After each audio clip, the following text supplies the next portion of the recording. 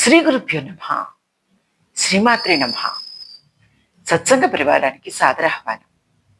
జగన్మాత అనుగ్రహంతో ఈరోజు మనము జగద్గురువులు శ్రీ శ్రీ ఆదిశంకరాచార్య విరచిత సౌందర్య లహరి స్తోత్రంలోని 19వ శ్లోకాన్ని సూక్ష్మంగా తెలుసుకునే ప్రయత్నం చేద్దాం. గం గణపతయే నమః. శ్రీమాత్రే నమః. ముఖం బిందుం కృత్వా కుచయుగ మజ్జస్సశ్చ తదధో హరార్థం జాయేజ్జో హరమహిషితే మన్మథకలాం ససజ్జ సంక్షోభం నయతి వనితా ఇచ్యతి లఘు త్రిలోకీమప్యాసు భ్రమయతి రవీందుస్తనయుగాం.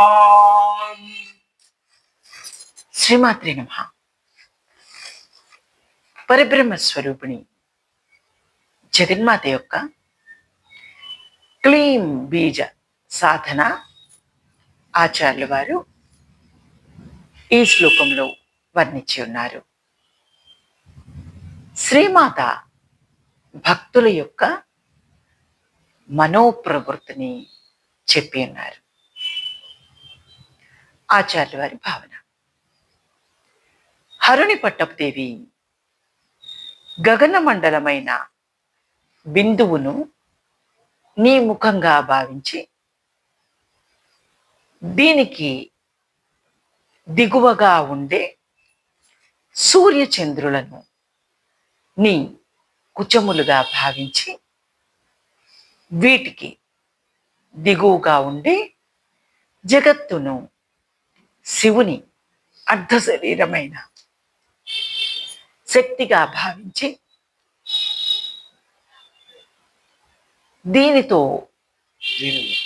దీనిలో కామరాజ బీజమును ధ్యానించే సాధకులు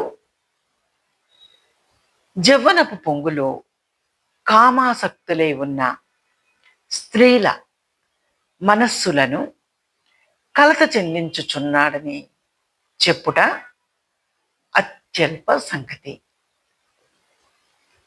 ఏలననగా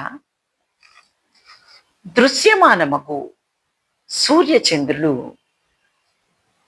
చనుగవగా ఉన్న స్వర్గ మధ్య పాతాళ లోకాలను మూడింటిని అతడు శీఘ్రముగా భ్రమ వశము చేసి మోహపెట్టుచున్నాడు.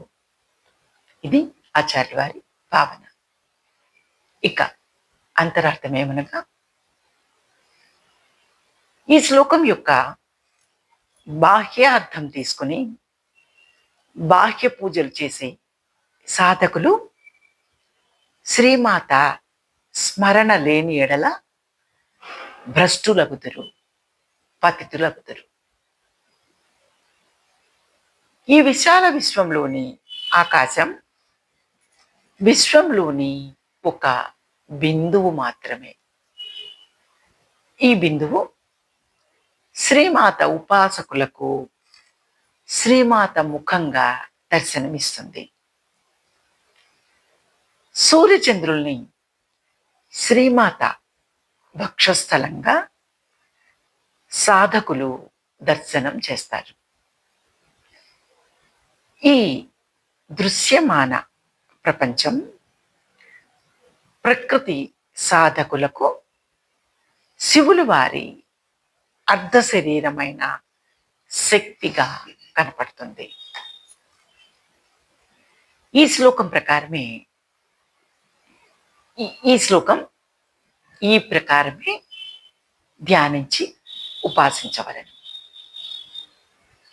ఈ శ్లోకంలో మన్మథ కలాహ అనగా క్లీం బీజమై ఉన్నది. ఇది కామరాజ బీజం. పాలామంత్రమున ఐమితి బీజం, వాగ్భవ బీజం, క్లీం కామరాజాఖ్యం సౌ పరా బీజం. శ్రీమాత పంచదశాక్షర మంత్ర బీజం ద్వితీయ కూటమి. కామరాజ కూటమిలో ఆచార్యుల వారు 2వ శ్లోకం ఉపదేశించినారు. క్లీం బీజం వివరణ. క్లీం క్లీంకారాంతర్గత కారస్య బ్రహ్మార్థః ఈకారస్య తేజః పుంజాత్మక చిచ్చక్తిత్యర్థః లకారస్య లాతి గృహ్ణాతేతి ఉత్పత్త్యాః తద్ విశిష్ట ఇత్యర్థః. ప్రసిద్ధ ద్వాద కర్మకః అంతర్యామి రూపేణ ప్రతిపాదితో బిందుః శివస్వరూప ఇత్యర్థః. ఐం క్లీం సౌః బాలామంత్రం అహం బ్రహ్మాస్మిని సౌః క్లీం ఐం బ్రహ్మైవాహాస్మిని అని అద్వైత బోధన చేయను. క్లీం బీజ కామరాజ బీజ అద్వైతమును అనగా అహం బ్రహ్మాస్మి అని ఎట్లు చెప్పును?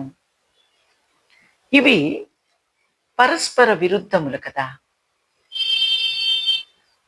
ముందుగా క్లీం కామరాజ బీజ అర్థంను తెలుసుకుందాం. శ్రీమాత కామరాజ బీజమును చేయునది కామ బీజ స్వరూపురాలు. క్లీం అను బీజ ఉపాసన ఫలితము సకల జగత్రయ వశీకరణం అగు కామ బీజం అయి ఉన్నది.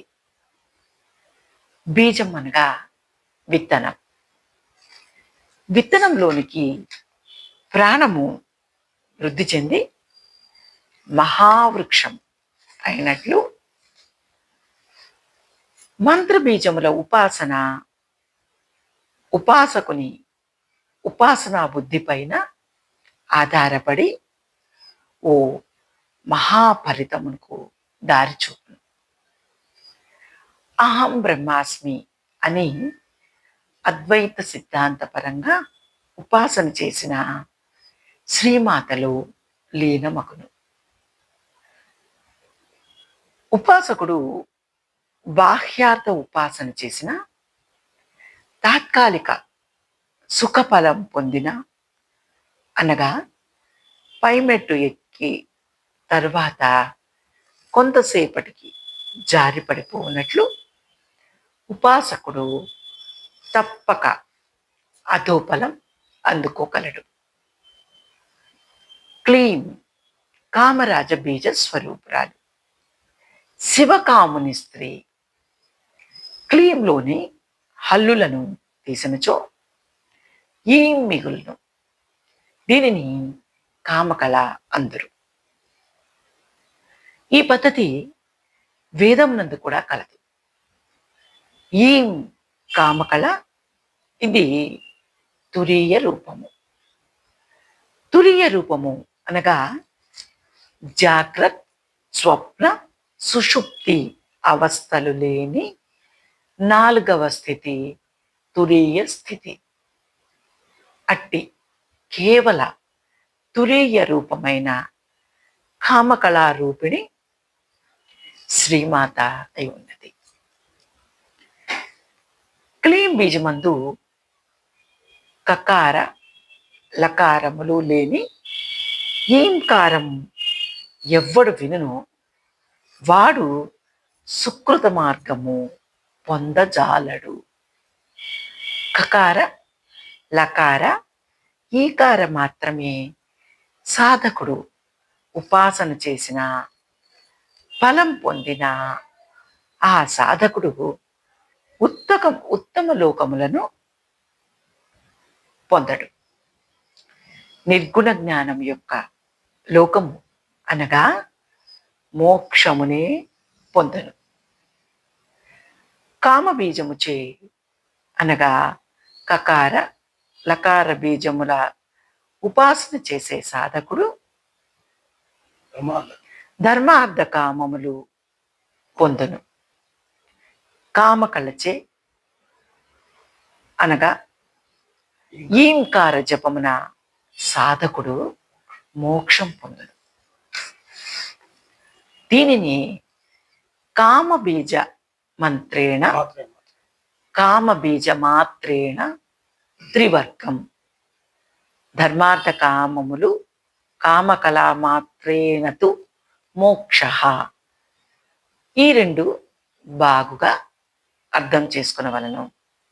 మరలా దీనిని కామబీజ మాత్రేణ త్రివర్గం, ధర్మార్థ కామములు కామకళా మాత్రేణతు మోక్ష, ఈ రెండు బాగుగా అర్థం చేసుకునవలను.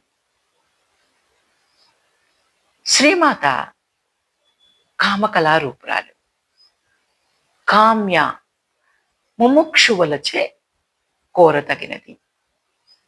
కృష్ణపక్ష ద్వాదశి తిథి స్వరూపురాలు లేక రాత్రి స్వరూపిణి.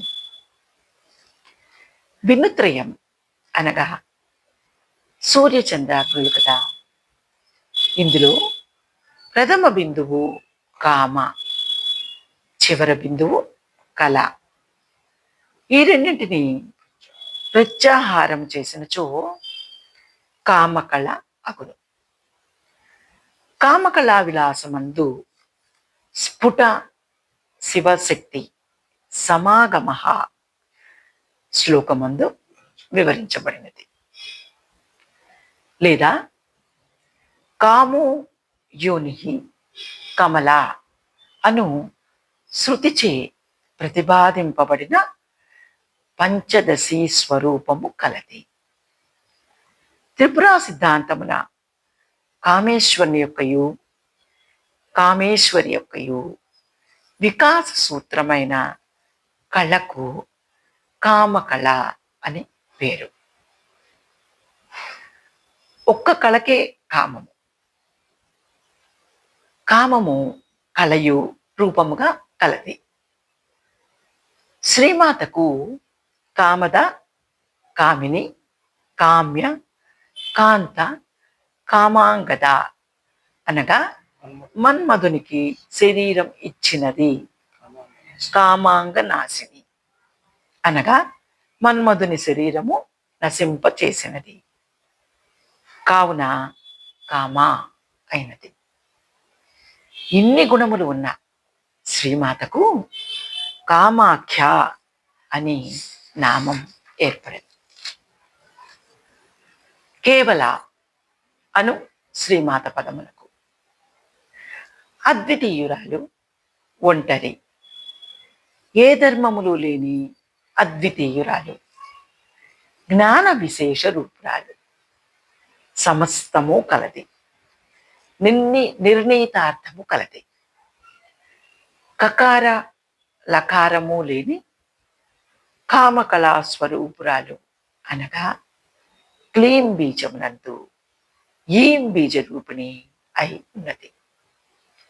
ఇదియే బృహదారణ్యకోపనిషత్ చెప్పిన పరబ్రహ్మ కంటే నేను వేరుగా లేను అని సాధకుడు ఉపాసన చేయటం.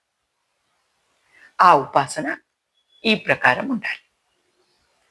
గుహ్య, బుద్ధి గుహయందు ప్రవేశించినది. గుహ్య లేక అతి రహస్యమగు అర్థము కలది. కావున ఉపాసకుడు ఆచార్యులు వారు చెప్పిన ఈ శ్లోకమును అద్వైతపరంగా అర్థం చేసుకోమని సద్గురువు ద్వారా శ్లోక అంతర్గత వివరణ అర్థం చేసుకోమని పెద్దలు తెలిపినారు. ఈ శ్లోకం నందు త్రిలోకి 3 జగములు రవీందు స్తనయుగా సూర్యచంద్రులను వక్షస్థలముగా కలదని విశేషణం చెప్పుటచే త్రిలోకి యందు స్త్రీత్వమును ఆరోపించుట జరిగినది.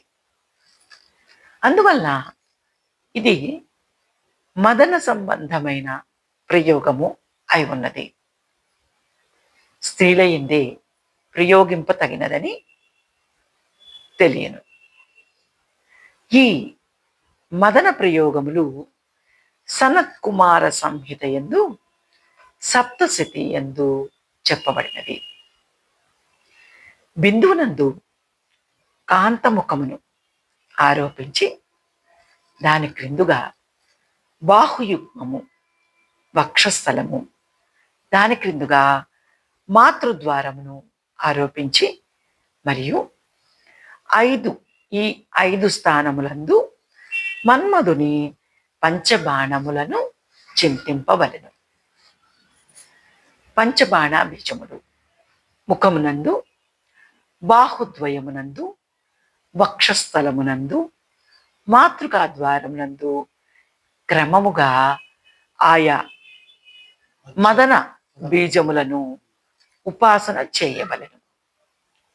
ఇక్కడ బీజాక్షరములను తెలుపుటలేదు. ఇదియే కామరాజ ప్రయోగము. బిందువును ముఖముగా కల్పించి దాని క్రిందుగా వక్షస్థలము, ఆ క్రిందుగా త్రికోణయుత మాతృద్వారమును అధోముఖంగా ధ్యానింపవలెను.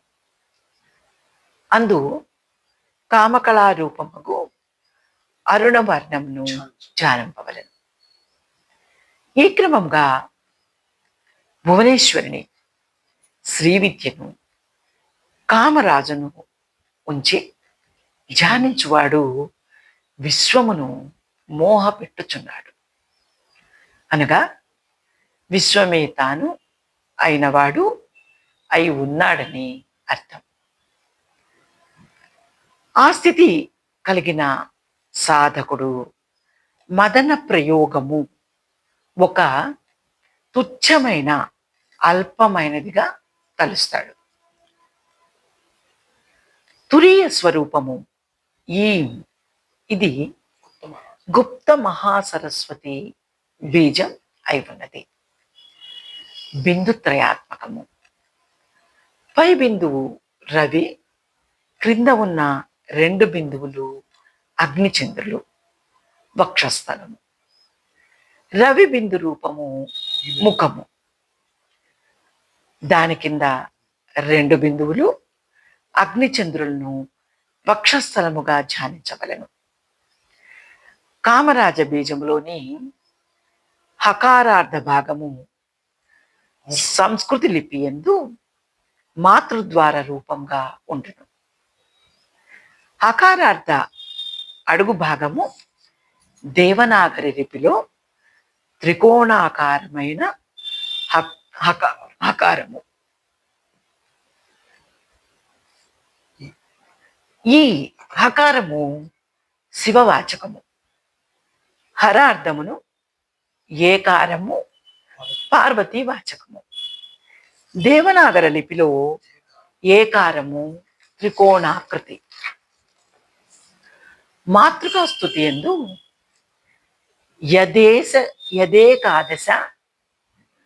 యదేకాదశ మాధారం బీజం కోణత్రయాత్మకం బ్రహ్మాండాది కటాహాంతం జగద్వ్యాపి దృశ్యతే అని ఏకారము త్రికోణాకార శక్తిగానే చెప్పబడినది.